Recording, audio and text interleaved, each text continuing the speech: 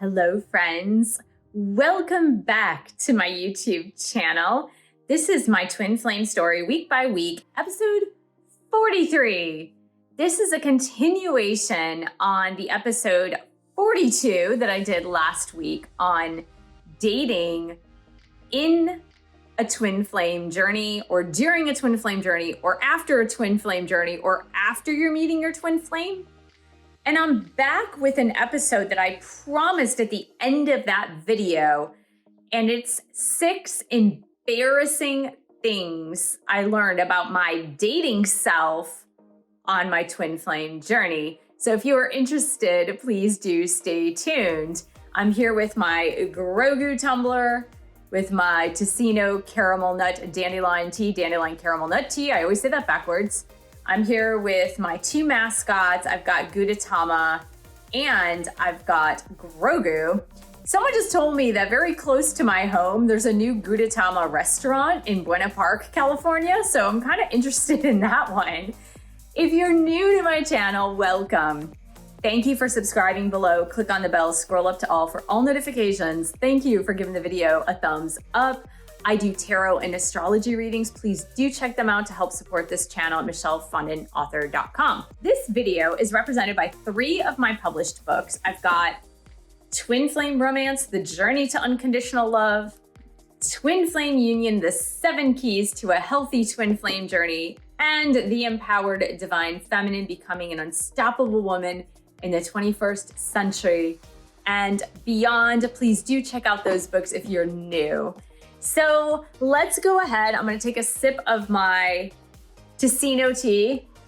I have other exciting news. Actually, okay, let me just start by saying it has been 2 years in the making that I've been trying to figure out where to go with this particular YouTube channel, the YouTube channel you're watching at michellefondinauthor. And I've racked my brains for the past 2 years. It's maybe even been longer than 2 years as to which direction I want to take the channel into. And I finally figured it out. I had an aha moment today. So I'm gonna reveal that very soon, probably next week. Let's hop right into my embarrassing dating behaviors that I learned about on my twin flame journey.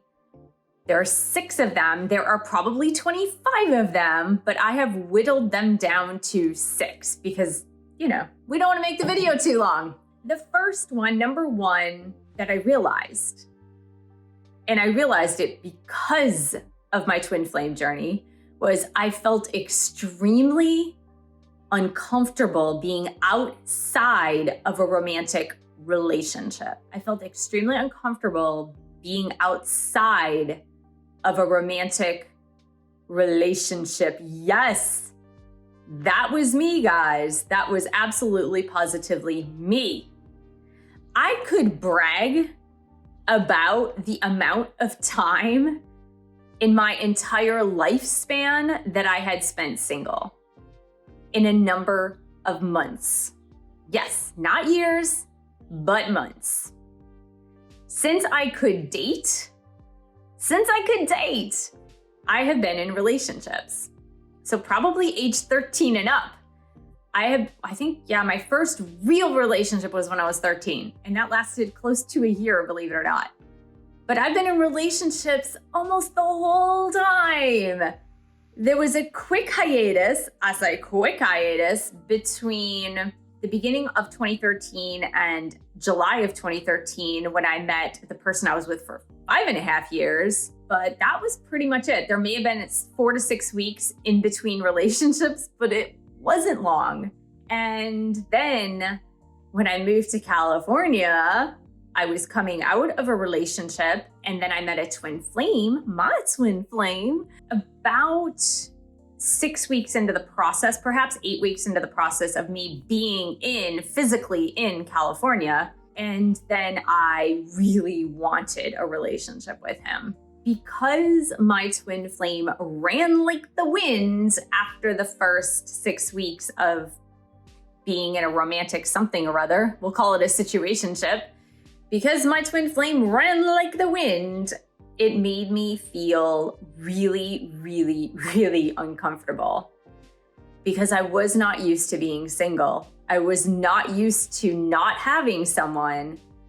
It felt horrible. It felt lonely. I did not know who I was outside of a relationship. It was really hard for me to identify myself and who I was outside of a romantic relationship. And that began a very, very long and drawn out period of time, I would say until now, that I have not been in what I would call a relationship. I really identify a relationship as like something that you're in that is longer than 6 months. I really don't qualify a relationship to be less than 6 months. I feel like the 6-month point is like you're still getting to know each other and you may be committed to each other. You may not be seeing other people, but it's still that initial getting to know each other phase. And I wouldn't call that a relationship. I really believe a relationship starts to really formulate after 6 months to a year where your lives are starting to mesh together. Now, I know some people that jump in, all in, both feet in within a month, but that's not probably the healthiest way to do things. And believe me, I've done that. That's not the healthiest way to do things.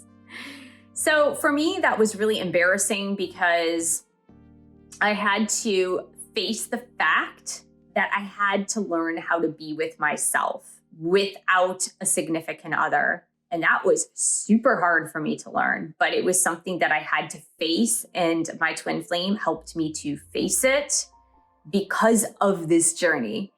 And again, it was very humbling to learn that about myself. Number 2. I discovered that I needed a man's attention at all cost. I know this to be true about myself. And since I had always been in a romantic relationship, I was never too much without a man's attention. The realization that I needed to have a man's attention to feel good about myself, or I needed a man's attention to feel validated or complete as a person, it really brought me to my knees when the person, my twin flame, that I wanted the attention from the most wasn't willing to give me the attention that I needed or craved. And this became a vicious cycle because he would give me attention. We talk in other videos about breadcrumbing. And so my twin flame would breadcrumb a lot. That did happen, but it was never the full amount of attention that I wanted, needed, or desired. And so it was never satisfying enough. It always left me wanting more, needing more. And then I had to face the fact that me needing a man's attention was keeping me trapped in an unhealthy pattern. And again, that was embarrassing for me to discover that about myself after 40 some odd years of my lifetime. It was really embarrassing because I was like, well, why do I feel that I need a man's attention? And I really had to dig deep into the why. Number 3, I got over the top anxious when a man I was dating or in a relationship with began to pull away. I would flip out. I would flip out, you guys. Flip out in every way, shape, or form that is possible. God, this is so embarrassing. With my twin flame, I would over-text. You know how it goes, ladies. Those texts where the man texts you one line and then you text him 10 lines, and then it just keeps going. It was so embarrassing, but that was my anxiety. As soon as a man started to pull away, I became a crazy mess, a hot mess, an anxious mess. And I began chasing, not only chasing, but I would sometimes get angry and blame them and be really nasty or mean to them.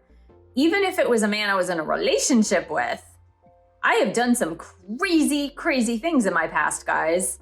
Partly it was due to the fact that I wasn't in healthy relationships pretty much ever. And I do talk about that in this book, The Empowered Divine Feminine. I get raw about how I really have not been in a very, very healthy romantic partnership. And because I haven't, I see all the negative patterns that I had had in my past, especially during these past 5.5 years since I've been on the twin flame journey, is that I've been able to take a look back and take a look at all the unhealthy patterns that I had had. And I mean, I would do some crazy stuff, guys. Like my boyfriend, who was an alcoholic, I would do things like call him incessantly until he picked up the phone. If I knew he was home and drinking and I got upset or mad because he was ignoring me, I would keep calling. And that's crazy behavior. If I was in a relationship and someone would not call me for a day or text me for a day, I would go off the rails and like ream into them. So, and that's all based on my own anxiety of somebody pulling away from me or that fear of loss. Again, I wouldn't do that now. Now that I've had 5 years to take a look at that behavior, I wouldn't do it now, but it was something that was so predominant in my behavioral patterns that no wonder I had unsuccessful dating and relationships. Number 4, I ignored obvious red flags. I'm going to say that again. I ignored obvious red flags. I was so desperate to be in a relationship that when I started dating someone new, and I would see an obvious or two obvious red flags that in the back of my mind, I would say, ooh, this doesn't look good or healthy. I would totally ignore that because I wanted so desperately to be in a relationship again if I wasn't in a relationship. And there were things like I dated a man who, after his divorce, moved in with his sister, who was kind of like his mother because she was much older, and then his mother died when he was 13. So that sister basically raised him, but he moved back in with his sister and hadn't moved out even though he had been divorced for like 3 years. And his sister like cooked and cleaned for him and took care of him, and he didn't pay rent. And it was just like, in the back of my mind, like that was a great big red flag because I was like, okay, this is a 40-something-year-old man who isn't living on his own, who's depending on his sister, who has a full-time job, but is totally depending on his sister. And I really didn't look at that as a red flag, as someone who wanted to depend on somebody else and not take responsibility for themselves, which ended up being the case. And in the end, it ended up being the case. It's just I had totally ignored those red flags because I wanted to be in love, because I wanted to be in a relationship. And believe me, in every single relationship, there was something like that where I just totally ignored it. Now I'm talking about my adult life, not my teenage life, right? But once I became a full-grown adult and I was in relationships, I had always ignored the early red flags. Number 5, I was very quick to commit and to call it a relationship. Again, this all stems back to number 1, but remember how I said that in my view today, in today's world of Michelle 2024, in today's world, I wouldn't consider myself to be in a relationship until 6 months of dating or more. The reason being, you are still getting to know the other person. They are still getting to know you.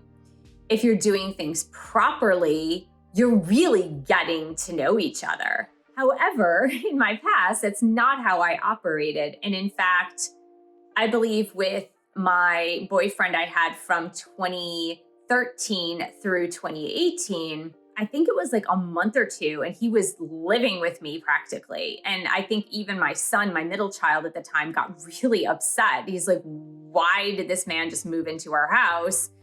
And as it turns out, it was a temporary situation because he was changing apartments, but still that I allowed him to put like all of his stuff into my house temporarily for a few months, even though we had only been dating for a couple of months. Like that was totally crazy. So I was ready to actually commit to someone before I knew who that person actually was. It takes a while to get to know people, guys, and I just did not take that into consideration. I let chemistry and looks and the feeling of falling in love take over, and my common sense went completely out the window. All right, here is number 6. This one is a zinger, guys, especially for women. Especially for women. And it's I got sexually involved much too quickly than I should have. Does that sound familiar to any of you? I got way too sexually involved way too quickly. And I would say this probably happened with 99% of my relationships, including the person I was married to. Yes, mostly including the person I was married to. I get involved sexually way too quickly. And what does this mean? It means that for women in general, women tend to get emotionally involved with the man they're having sex with way too quickly. And as Shar Margolis says, who is the author of a book called Love Karma, which I would highly recommend, what she says is a woman gets chemically dependent. We're talking oxytocin in the brain. A woman gets chemically dependent on a man before she knows that she even likes him, right? Before she knows if she even likes him. But her body is now craving this person, like that person's a drug. And that's how you get entangled in an unhealthy relationship. If you are a woman, you get entangled in an unhealthy relationship before you might even be ready or even know if you like the person or even know if you've seen all the red flags yet. It was really interesting. So I was on a date, a coffee date with somebody who initially he had suggested like, well, maybe we could do casual dating. And I said, well, I'm not really interested in casual dating at this point in the game. But he's like offering, well, maybe we could do like coffee and be friends. And I was like, well, okay, if it's coffee, coffee is coffee. I see no harm in coffee. So in the midst of this coffee talk, he tries to propose a casual sexual relationship again, not creepily, but kind of matter-of-factly. And I said to him, the problem with that is that women tend to equate sexuality to emotions. More women than not, okay? If you're the unique woman out there who says, I can totally detach from emotions while having sex, fine. You are the exception to the rule, not the rule. And I said, most women equate emotions to sex. This man looked at me and said, oh, no, not me, not at all. Like, I can totally detach my emotions from sex. Well, hello? That is the difference between men and women, right? Most men can detach their emotions from sex. For them, it's just the act of intimacy. And it is rare, the exception to the rule, the man who equates emotions to sex. There are exceptions on both ends of the spectrum. But as a general rule, I always got sexually involved way too soon. So what did that cause me to do? It caused me to ignore red flags. It caused me to commit to a person way too quickly. It caused me to get anxious when they would pull away. And it caused me to doubt myself, not listen to my intuition, and get in with the wrong person. And all of this I learned through my twin flame journey. Why? Primarily because for about 5 out of the 6 of those things, that happened with my twin flame, where I got sexually involved way too quickly. I got really anxious when he started to pull away. I ignored the red flags that were right out in front. He actually told me a red flag thing while I was on the phone with him with our first phone call before an actual date. Like, he straight up told me something that was a major red flag. I totally ignored it. I needed his attention. Like, I craved his attention like there is no tomorrow. Now, we were never in a committed relationship together, but there was always that craving there to be in a romantic, committed relationship with him. Because he made me see all of my behaviors in that very short duration of time, I was then able to work through those issues and then hopefully not repeat those ever again in the future of my dating. And I'm proud to say that for the most part in my recent dating experience, even though it hasn't gone into a relationship just yet, I have had the self-worth, the self-esteem, the self-awareness to be able to determine how I go about dating, being mindful of my embarrassing actions that I had in the past in dating and relationships. So I was really able to heal those things. And so that if I am going into a dating situation, I can really look out for those things ahead of time so that I don't get into a situation that's going to ultimately be unhealthful for me. And so in that sense, I'm really grateful for what my twin flame journey has taught me about my own dating behaviors. Even though they were so embarrassing to discover and really take a look at least I was able to take a look at them and help correct some of that behavior for my future. So I hope this stimulated some of your memories of past things that you've done in dating, not to embarrass you or not to shame you, but to help you realize what you can do to make it better for your dating future. So I hope this was helpful. Me being vulnerable like this, I hope this was helpful for you. I want to thank you so much for joining me. Thank you for subscribing to my channel below. Click on the bell scroll to all for all notifications. Thank you for giving the video a thumbs up. Thank you for sharing this video with others who could use some insight into their dating life like me. And thank you so much for your support of my YouTube channel. You can buy one of my 11 published books. You can join one of my Twin Flame boot camps online. You can also book a reading with me, and I'll see you in the next video.